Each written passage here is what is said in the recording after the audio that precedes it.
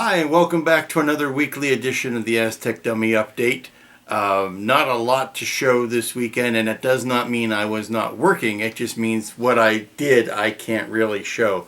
You may or may not know I am involved with a group here in Raleigh that is creating something that's going to be used for display in the National Museum of Science Fiction. And here's the address for you to go to if you're interested.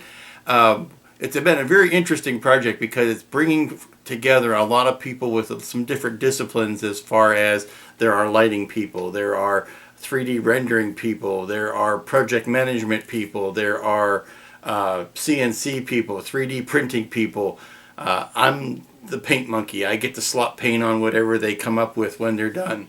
But I've been sitting in meetings for months, and everything has been kind of abstract, and this is what we're talking about, and this is what we're talking about. I'm old school enough that I need to have my hands on something. I need to know the shape of it and the turn it around, look at it from the back, figure out all the stuff that I can't necessarily do in my mind. I need to have it in front of me. So this weekend I've been bashing together a quick mock-up of one of the aspects of this display, and I've been really happy doing it. I mean, it's been it's been elbow deep in sawdust and foam and epoxy and plastic and just scratch building from the very, rudimentary scratch building.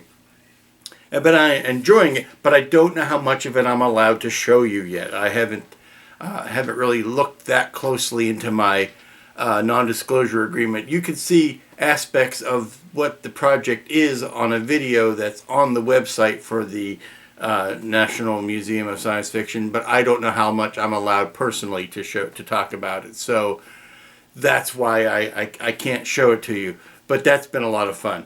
The other thing is, it's December. It's the first week in December here, and even in North Carolina, it does eventually get cold and ugly. And this last week has been cold and ugly. It's Sunday morning now, and the sun has finally come out in the first time in days. But what that means is it really cuts into the amount of modeling you can do. Strictly speaking, you can't set things outside to dry.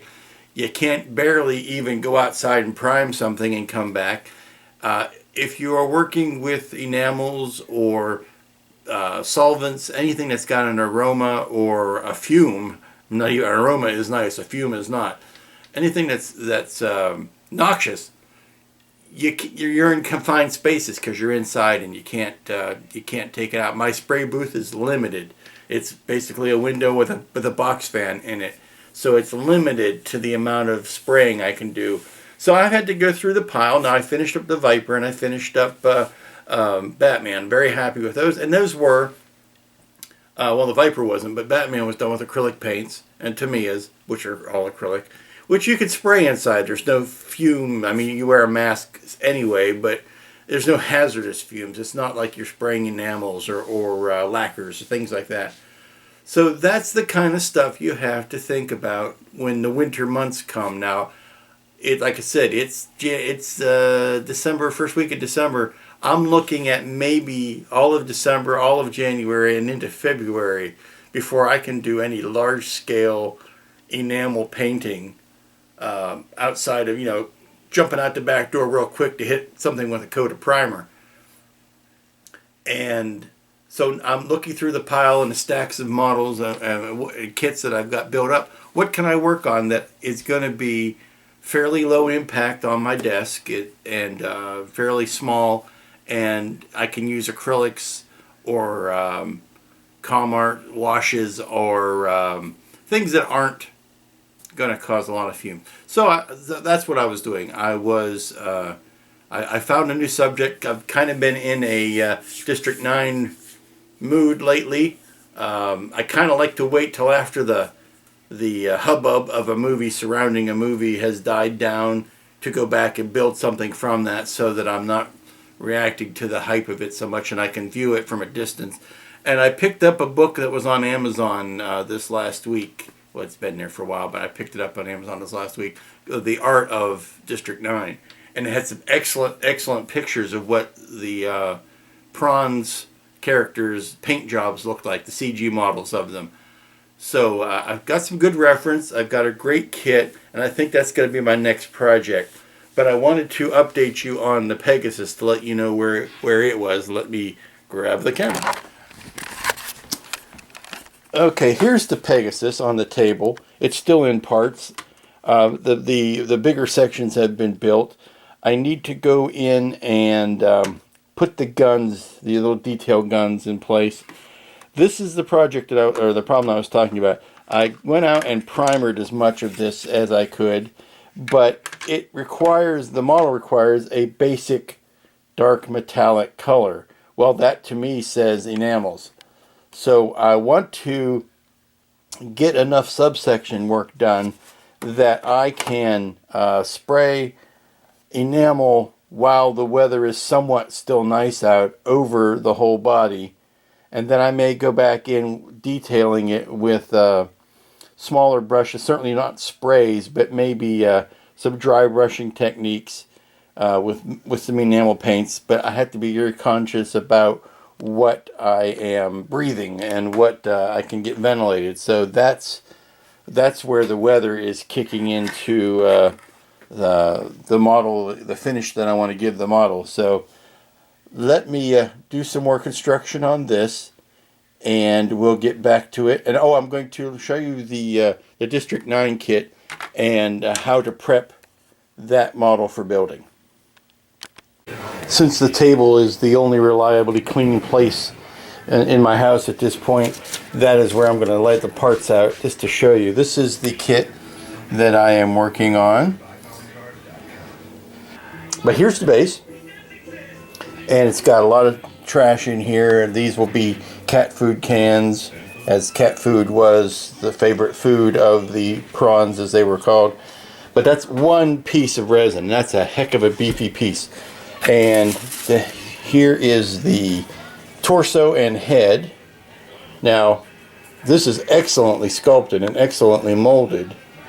I mean, look at the undercuts on that vest alone. Way down in there.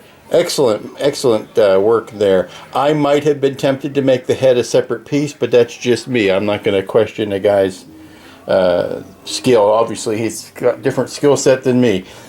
And the legs and the pelvis and top of the legs, bottom part of the legs. Like I say, it's a very well designed kit, very well sculpted and molded kit, but it is an exercise in contrast because you have these really big pieces here. There's the no prawns sign, the no humans allowed sign. That was for the segregated area that the aliens lived in. But here's the thing. It's got all these huge pieces, and then it's got this nicely bagged bit of tiny pieces.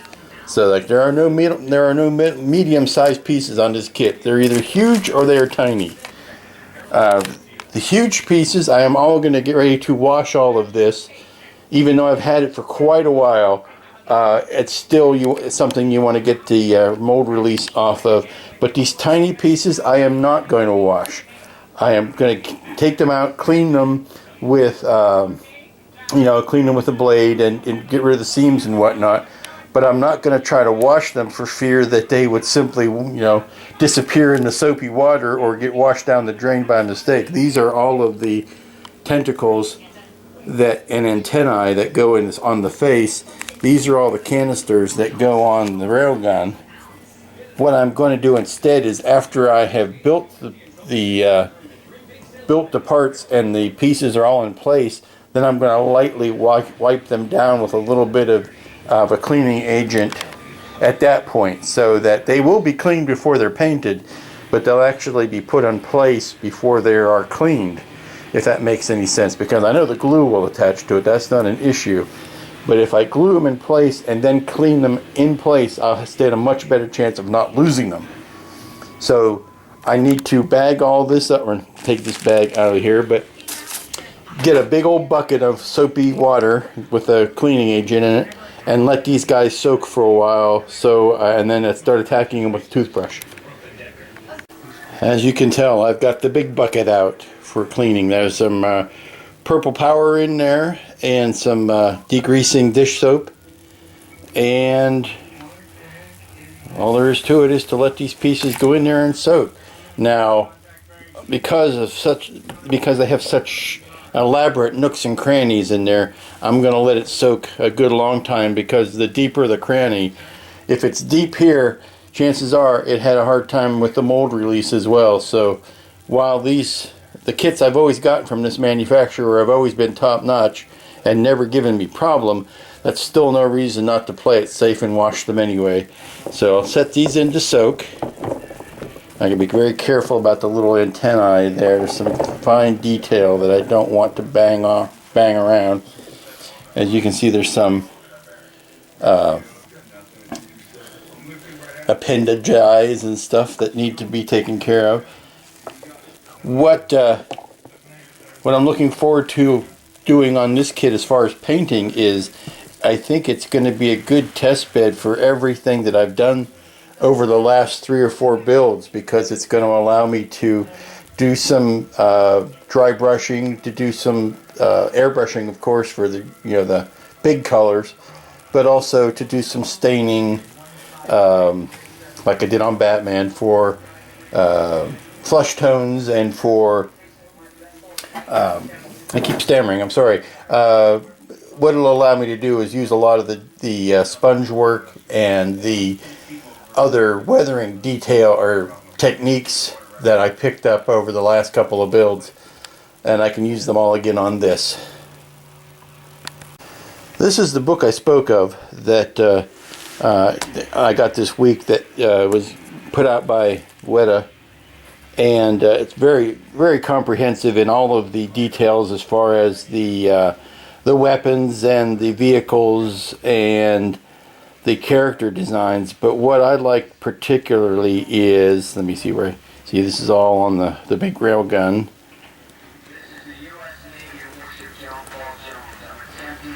Okay, here is some wonderful pictures, and there's a face only a mother could love.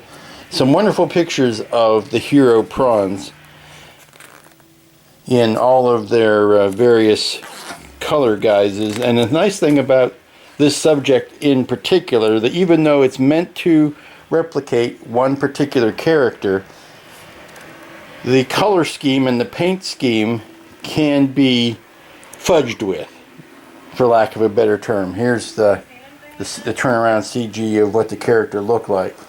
But I mean, the colors aren't set in stone.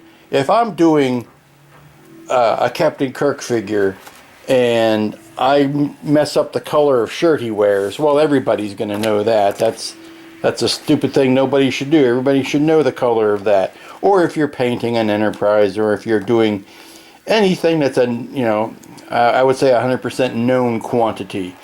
If you are painting an automobile and you use a color that wasn't available to that manufacturer, well, then you can be called out on it.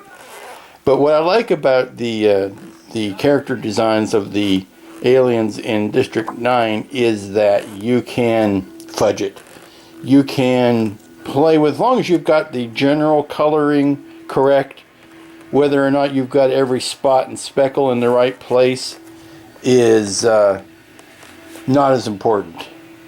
And here they have some various different paint schemes for the aliens, and I think it's just going to give me a little bit more artistic freedom to do the design what I want to do without being hamstrung by what it exactly looked like on screen. Here you can see they tried different treatments of what colors the eyes should be before settling on the color that they chose. And this is nothing but different color combinations and different finishes. So I think I've got enough information of what the actual character looked like, plus enough freedom to roam on things I don't want to follow. The parts have had a good soak and a good scrub, and now they're laying out on a towel to towel dry.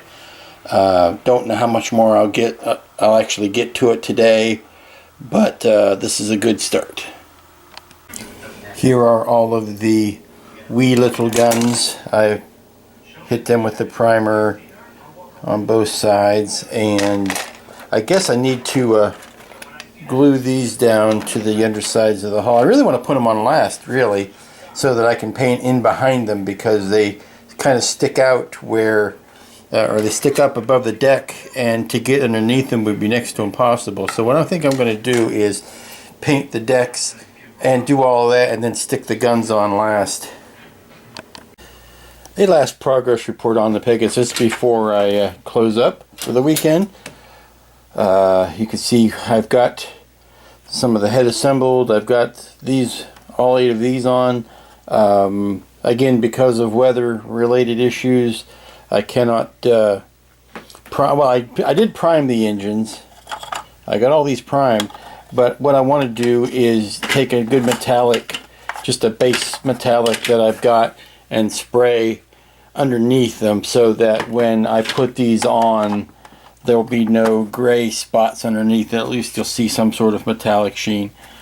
So that's what I've been doing on that, and I am starting to clean up some of the smaller pieces on the District 9 character, and that's it.